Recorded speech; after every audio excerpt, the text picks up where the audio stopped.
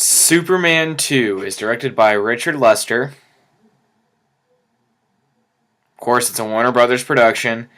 And Alexander and Ilya Salkind produced it. Now, this film is supposed to take place in the events of Superman 1, which I said in my last review. Which, when Superman throws one of those bad missiles out of the flippin' space, it's supposed to hit the triangle thing that they're in, and it's supposed to blow up, and the villain said that they will return Superman 2. Of course, that ending got changed when the director got fired, and Warner Brothers wanted to put the other one out. So they hired Dick Lester.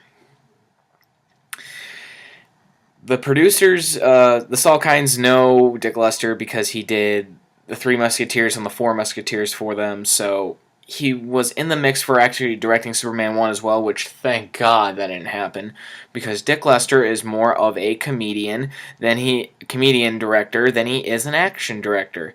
But anyways, he's in this. So they had to make a whole new opening, which Superman has to go to Paris to save Lois Lane because a hydrogen bomb is going to blow all of Paris because terrorists are fed up with demands over there. So stupid.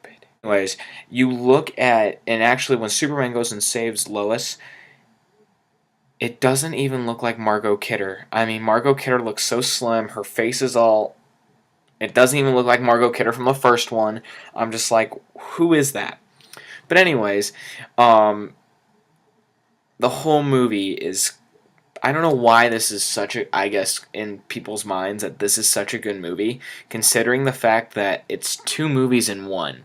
You got footage from Donner, from Richard Donner, the director of Superman, who directed all these scenes for 2, and 2 never got off the ground for another 2 years until Lester got hired and had to do his own scenes.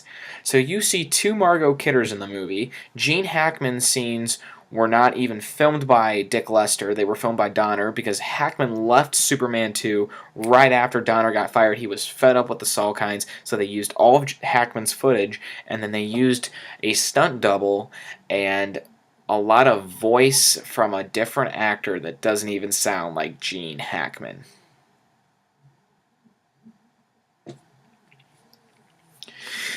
This movie is it's a good movie. I will give it credit for that. The story, the plot, learning about more about what Superman wants to do with his life is cool. I totally get that. But the thing is, it's 2 separate movies. It's 2 separate movies. And people don't understand it, but the flying wasn't really that good in this movie. Every time Superman was on screen, you knew it was front projection or him on a sideboard flying. You saw the camera in the background tilting while he's flying.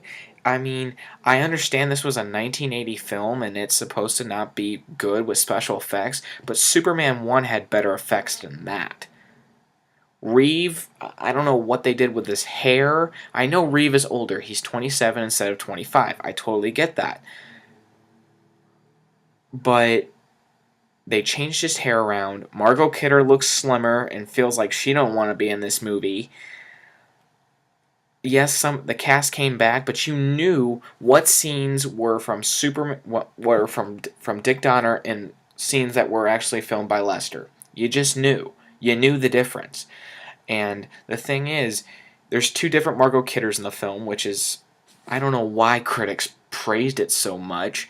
And then General Zod, I will give them credit. They were good, but Superman has new powers.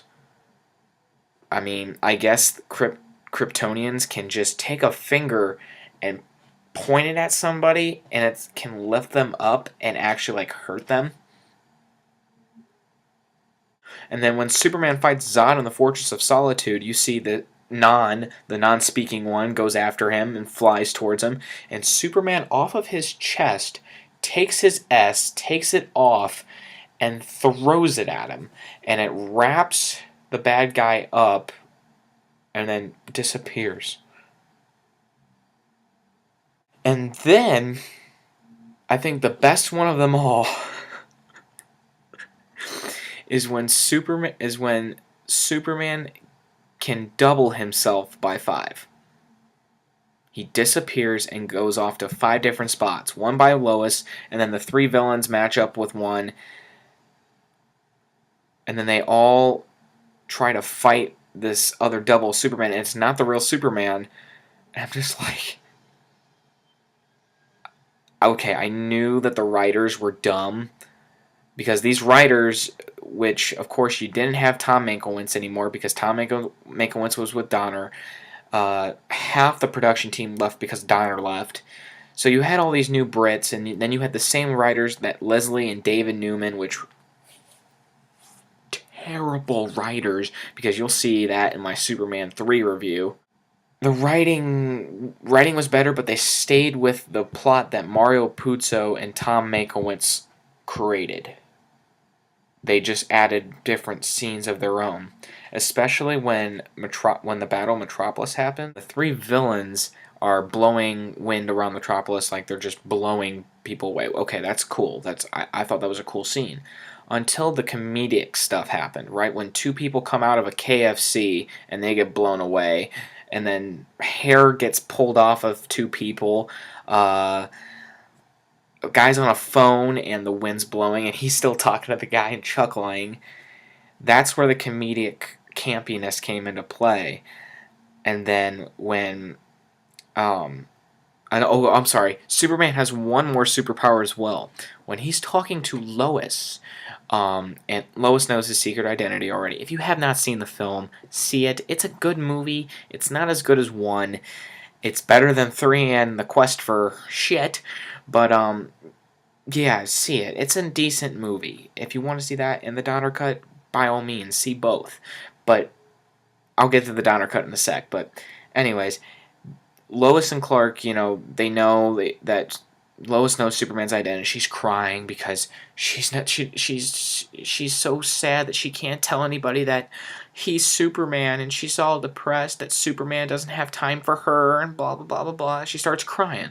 So Clark takes off his glasses, gives her a kiss, and then she forgets everything.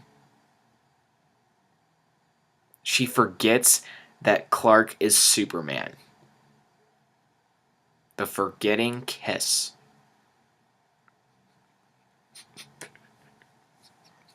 It's a good scene. I will give Chris Reeve and Margot Kidder credit. It was a very good scene. Chris Reeve is a good actor.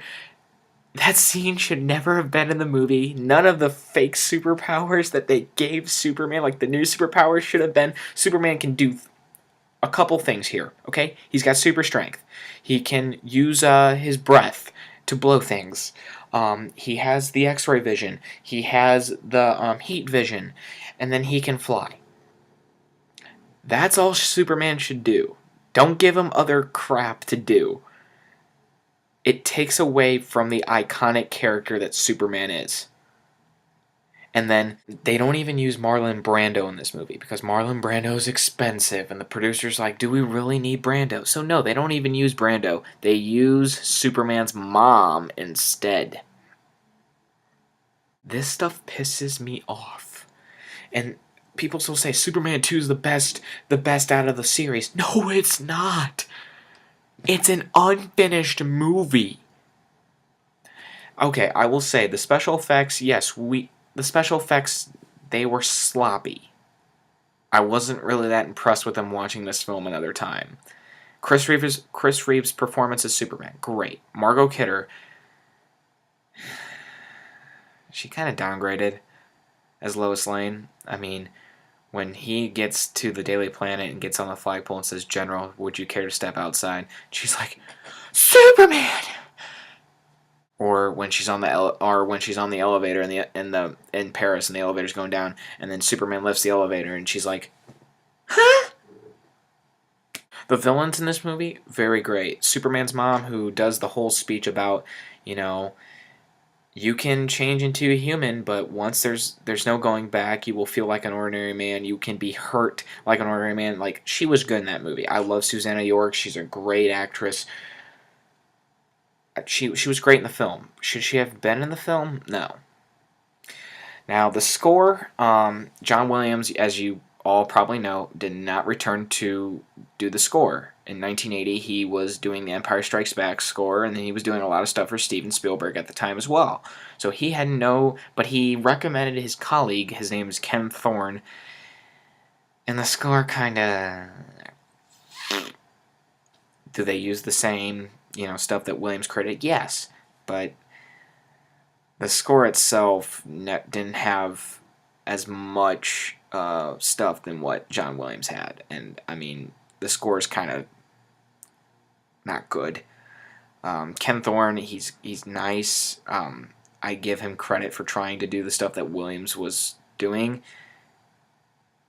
They Without John Williams, Superman 2 didn't really lift off the ground for me.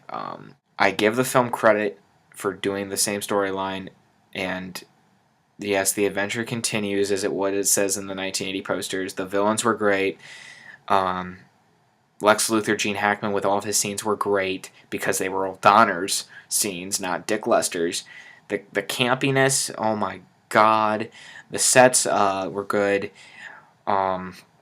Daily Planet still looked the same, thank God for that, until Superman Returns, and then that just went. Other than that, I gotta give this movie like a B, an 8 out of 10. Chris Reeve is always going to be Superman.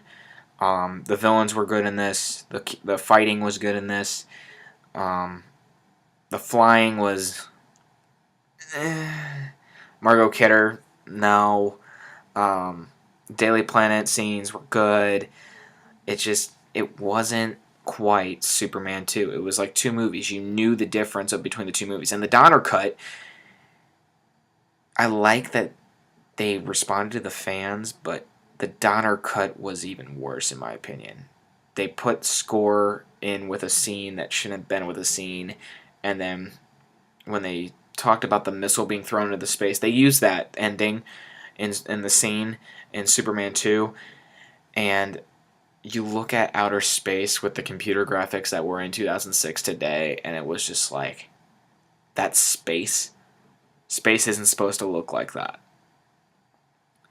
And then a lot of voices being doubled over, and like when Zod says, "Son of Jor-El, we were beginning to think you were a coward," you would think it would be Chris Reeve's voice from 1980 that said that, and he did say it in 1980, but in the 2006 one, he sounds like a little girl. "I'm not a coward, Zod." But anyway, Superman 2 is what it is. I like it a lot better than 3 and 4, of course, but it's never going to withstand 1 because it's two movies together, and it's a pitiful, pitiful mistake to be a movie. Yes, I give it a B. I give it an 8 out of 10. Please subscribe. I'm going to be doing Superman 3 and Superman 4, The Quest for Shit. It's supposed to be The Quest for Peace, but you'll see why it's called The Quest for Shit, in my opinion. But please subscribe, and I'm doing my review of Superman 3 in a couple days. Comment if you want me to do a movie, because after the Superman series, I'm probably going to get out of the DC universe and probably explore a lot of films that probably people haven't seen. If you want me to do a trilogy, I'll do a trilogy. I'll do Star Wars if you want me to. Just comment. Keep liking my videos. I'm not trying to do this for likes or anything. I'm trying to do this just because I think I have a good understanding for movies, and people don't understand, but how I criticize movies, I think a lot of people understand now. Some movies are good, some movies are bad. So thank you for watching. I hope if you rewatch Superman 2, you actually get what I'm saying off this. It's an average movie. I'm not going to give it so much credit like people do and say this is a really good movie. No, it's not. It's not. But thank you for watching, and please subscribe. Thanks.